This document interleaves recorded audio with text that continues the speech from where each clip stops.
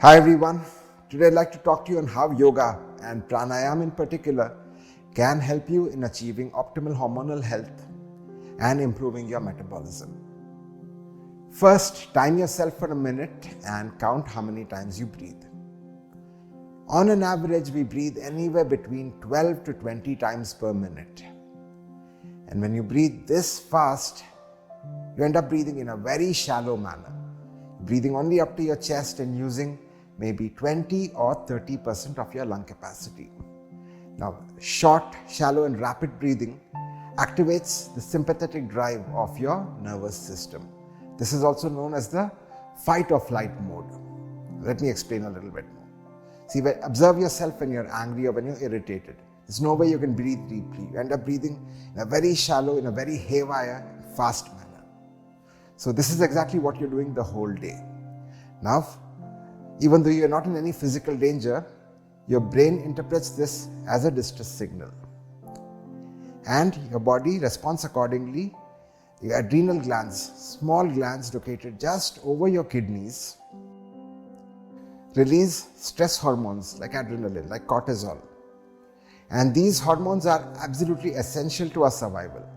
But constantly elevated levels of stress hormone wreaks havoc on your health. It slows your metabolism down and leads to a lot of weight gain, especially around the midsection. Now, so many times your diet may be spot on, you may be training really hard, but you don't lose a lot of weight or you lose weight very slowly. One of the reasons could be constantly elevated levels of cortisol. Not the only reason, but it plays a big role in this. It disrupts the quality of your sleep, it affects how fresh and how rested you feel. You constantly feel tired and fatigued. It makes you crave for sugary food, you crave for a lot of junk food, a lot of salty food. You end up eating very poorly. You're always in a stressed out state. You recover very slowly from any strenuous physical activity or from your daily exercise. So all these could be signs of elevated cortisol levels. Now, when you practice pranayama, you're doing just the opposite. You're breathing in a very slow, in a very relaxed manner, and slow breathing, relaxed and controlled breathing, activates the parasympathetic drive of the nervous system. Now, this is also known as the rest and digest mode. So here, you're telling your brain that everything is good. You're not in any danger. Now, your body can function on things like improving the immune system, on digesting your food better, on healing, on recovering, and getting good sleep. Now, I'll show you a simple pranayama, and if you can practice this for 15 to 20 minutes every day, you'll see a huge difference in your health. Now, it's not going to happen in 1 or 2 days. You need to be consistent with your practice. That's something I always say. You don't need to do anything complicated. You just need to be consistent with whatever you do and you'll see great results. So do it for 2 months and you'll see, of course, your overall health will improve. And we also already know what pranayama does for your cardiovascular system. It improves your lung capacity. But in addition to that, it will also help you in achieving optimal hormonal balance. And also with regular practice of pranayama, this kind of deep breathing will become effortless. I mean, without any conscious effort, you'll breathe in a slow, deep and relaxed manner. And we'll see with this, you'll be able to digest your food a lot better. Your food cravings will go down a lot. You'll be able to sleep better. And you'll recover faster from your day-to-day stress and any other physical stress you put yourself through. And also, on the positive side, those of you who like to exercise, those of you who are really active will also benefit greatly from this.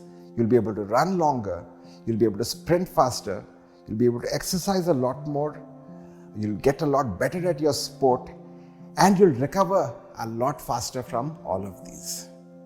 Alright, and the technique I'm going to show you is Sahaj Pranayama.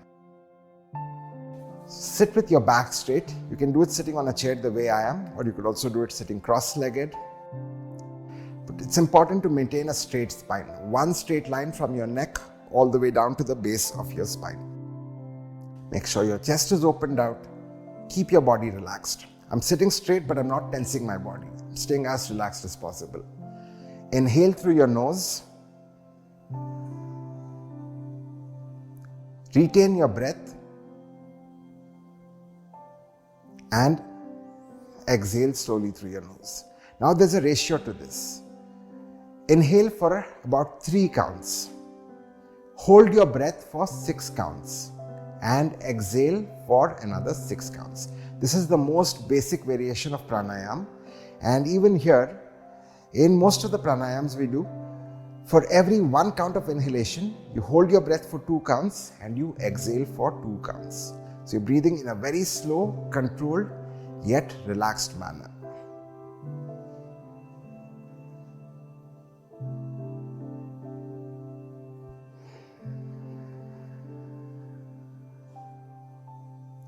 So consistent practice of pranayam will help you in lowering your constantly elevated levels of stress hormone. In addition to that, pranayam also is great for improving your thyroid function.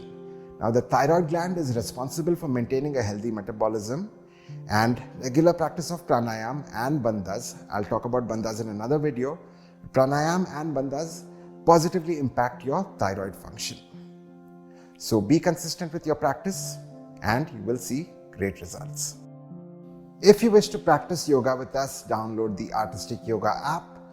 We do detailed sessions of 60 minutes here every day, focusing on various aspects of your health and fitness.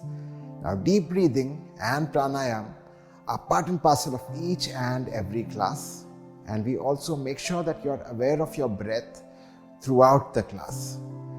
Now, developing control over your breath is one of the most important aspects of yoga.